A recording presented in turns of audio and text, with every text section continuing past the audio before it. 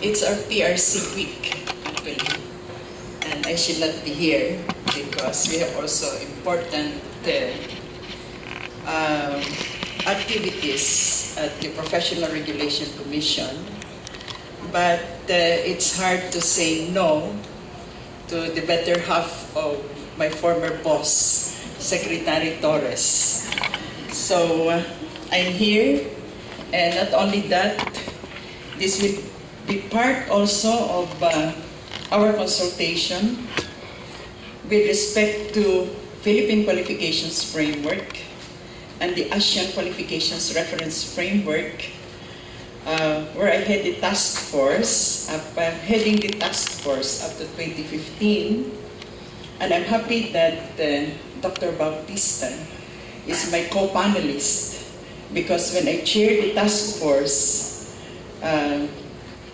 Commissioner Bautista heads the Philippine panel in our meetings for the ASEAN Qualifications Reference Framework. It's nice also to meet USEC, or Her Excellency, the Deputy Secretary General of, one of the Deputy Secretary General in ASEAN. And I'm happy that I will be talking some of my discussions already were covered by Deputy Director General Bala, so I will just skip it. This will be my outline of the presentation: Emerging Regionalism, the ASEAN Economic Community and its 4 pillars, the ASEAN Mutual Recognition Arrangements, the Philippine Qualifications Framework, because we cannot be able to understand the workings of the ASEAN Qualifications Reference Framework without first understanding and being conversant with our own Philippine Qualifications Reference Framework, the promotion and regulation of professional services, and what are the reforms that we have to make to respond to international, regional, and international developments. And one of this, and most of this, will be institutional reforms. I will no longer touch on that. This is just a graphic presentation of what Dr. Bala has already stated. These are also the ASEAN community and the different components. The vision of ASEAN Economic Community, I know that that has already been discussed. The 4 pillars of the ASEAN Economic Community, and in our case, it's in Pillar 1, where we will have free flow of goods, services, investment, capital, skilled labor, together with priority integration sectors on food, agriculture, and, as discussed earlier, climate change. But I'm happy that we're discussing all these things, because when we speak of any regional integration, no regional integration can happen without human resources. No goods, services, investment, capital will be produced without people like you and me in this room. No goods, capital, services, investment, and services will flow without human resources.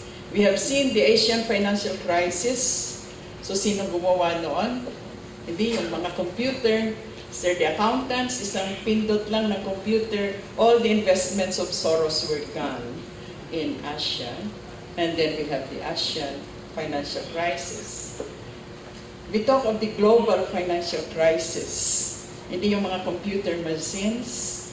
It is people like you and me that were part and principles of the global financial crisis. So, for a review, the ASEAN Economic Community Blueprint, by the way, I just leave a soft copy, hindi ho copyrighted ito. So, you can use this in your discussion because we will have to discuss this over and over again to be familiar and conversant with these different principles. So one, take note, it's the recognition of qualification of education, training, certification, and experiences of professionals. Cooperation on human resources development.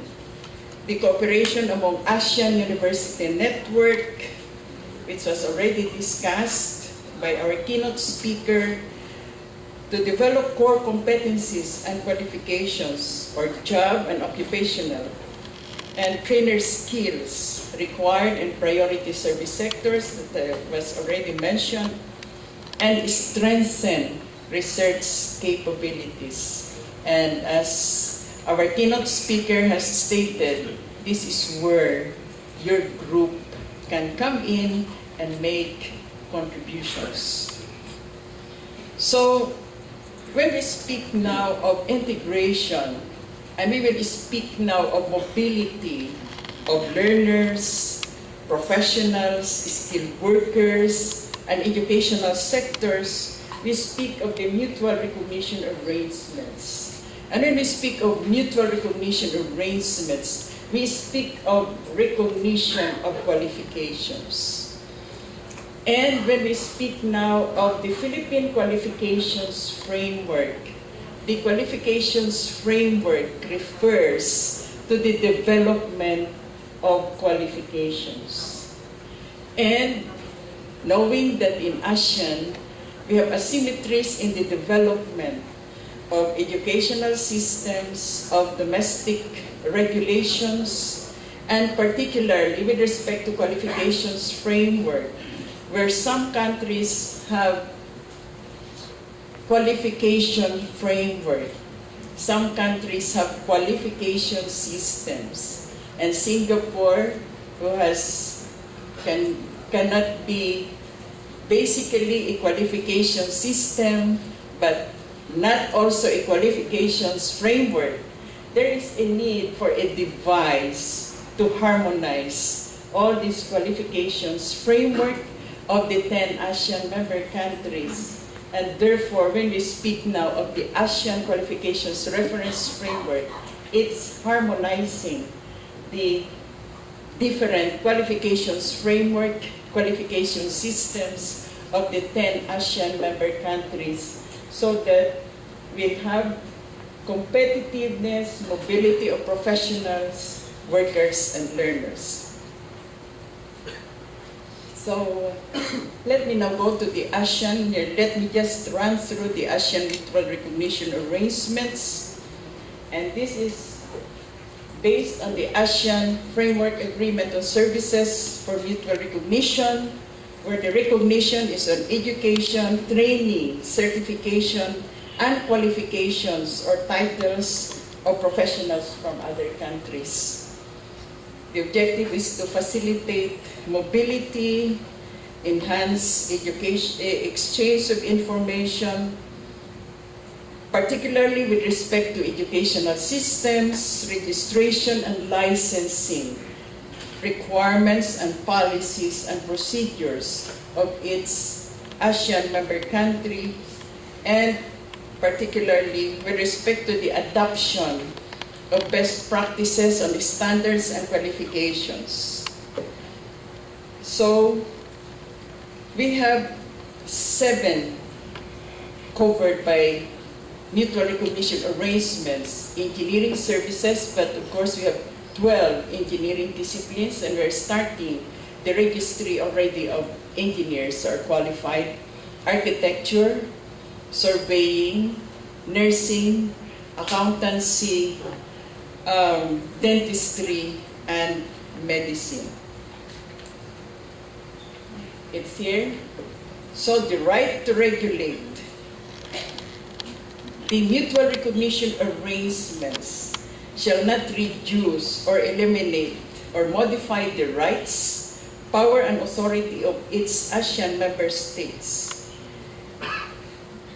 with respect to its professional regulatory authority and other relevant authorities will still have the right to regulate and control the practice of those who will be crossing borders and entering its other member countries. In other words, mutual recognition arrangements does not require us to change our domestic regulations when it comes to education, training, licensing, and certification of our professionals.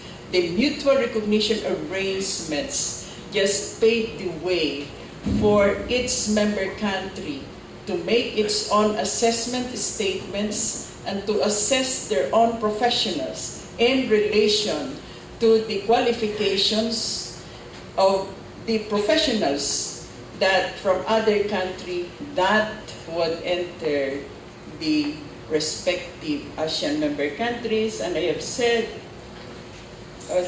already that for the professional sectors we have 7, but actually for engineering it's 7, but engineering we have 12 disciplines. We are also now accepting registry for architecture.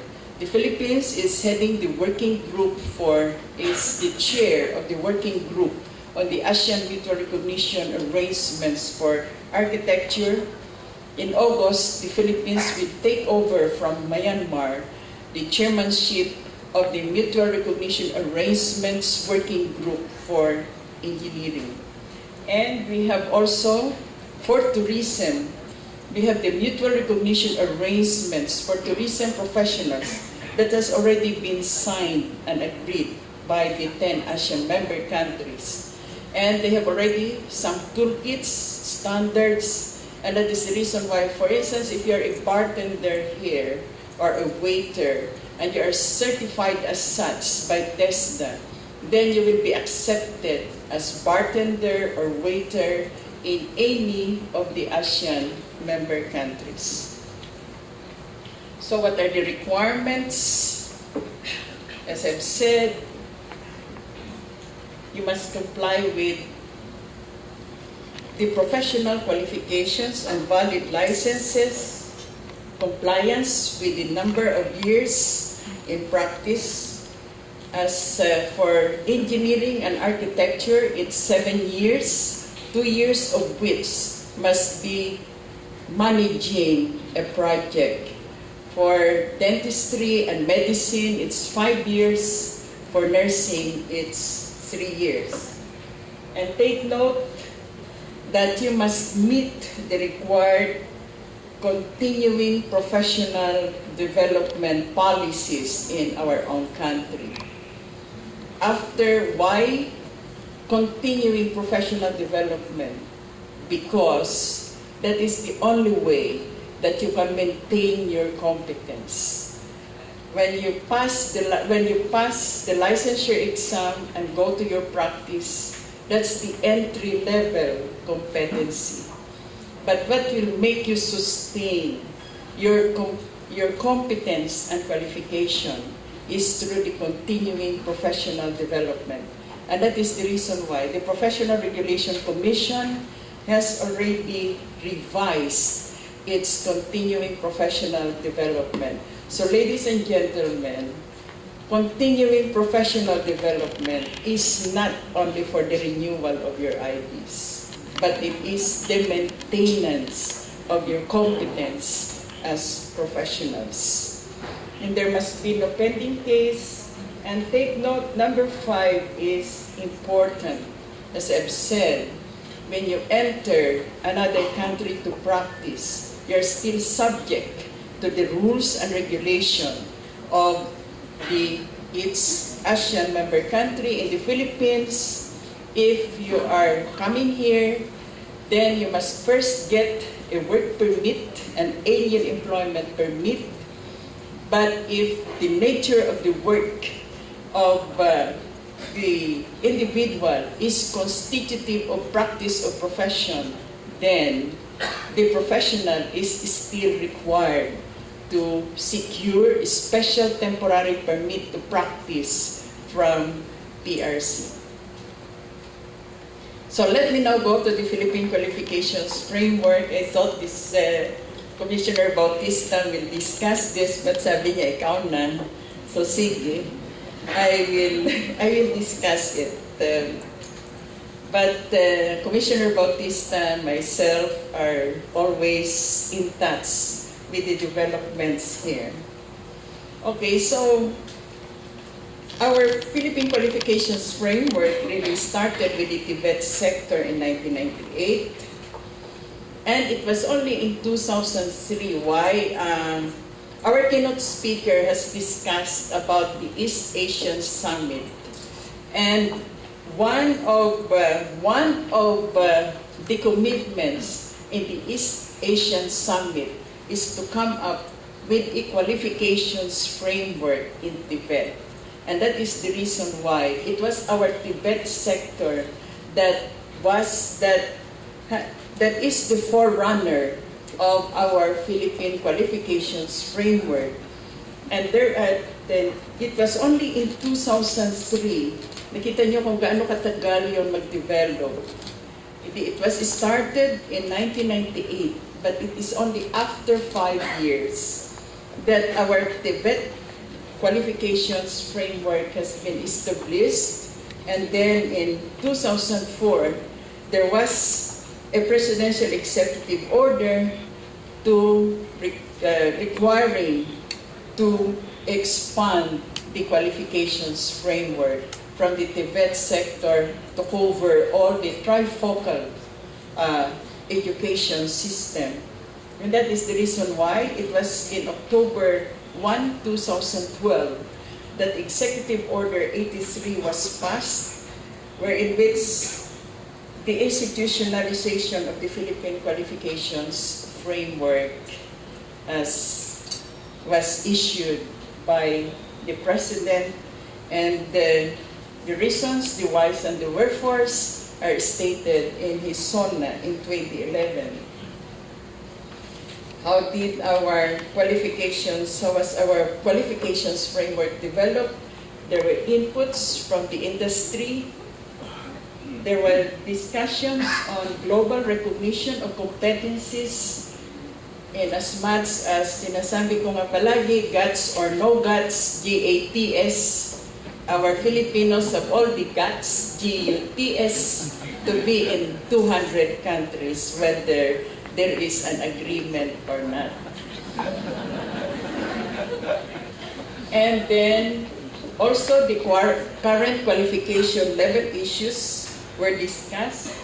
Prior learning, recognition of prior learning, precisely because qualifications framework work within the ambit also of lifelong learning, which is formal, non-formal, and informal learning, including work experiences. Kahit na itong upo ninyo ngayong araw na ito, kung alam nyo lang na kung paano i-document yung learning outcomes and the learning processes here, will have credit units. At pagdating ng araw na gagawin na ng CHED, yung ating Philippine Credit Transfer System, then itong upo ninyo dito ay walang sayang. Formal, informal, and non-formal learning processes, including work experiences, which I will discuss in detail later. There were researches and policy papers that were presented, and the national qualifications framework of other countries were also studied. Ladies and gentlemen, again, 142 countries have qualifications framework. And these are the countries of destination of our professionals of our learners, of our workers, and these are also where the countries that are the source of foreign direct investments are also coming from. So we should now be conscious about this qualifications framework.